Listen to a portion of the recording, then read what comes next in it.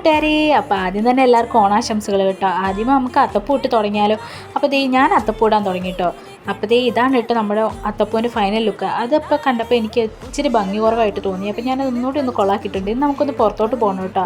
അപ്പോൾ റെഡിയായി ഞാൻ വെയിറ്റിംഗ് ഷെഡിലോട്ട് പോവാണ്. നല്ല വെയിലുണ്ടായിരുന്നു കേട്ടോ. ഭാഗ്യം കൊണ്ട് ഞാൻ 10:45 വണ്ടിക്കാണ് പോകുന്നത്. ഒരൊറ്റ കുഞ്ഞു പോലും ഇല്ലായിരുന്നു. അതുകൊണ്ട് നല്ലോണം പോസ്റ്റ് ആയിട്ട് അങ്ങനെ വണ്ടി കയറിയപ്പോൾ ഒരു ഇച്ചിരി ആശ്വാസമായി. വേറൊന്നുമല്ല, നല്ല വൈബുള്ള പാട്ടായിരുന്നു. പാട്ടൊക്കെ കേട്ട് നമ്മൾ സ്റ്റാൻഡിലെത്തിയിട്ടുണ്ട്. സ്റ്റാൻഡിലെത്തിക്കഴിഞ്ഞ് എല്ലായിടത്തും നല്ല ഓണത്തിൻ്റേതായ എല്ലാ തിരക്കുകളും ഉണ്ടായിരുന്നു കേട്ടോ. അതുകൊണ്ട് വീഡിയോ ഒന്നും എടുക്കാൻ പറ്റിയില്ല.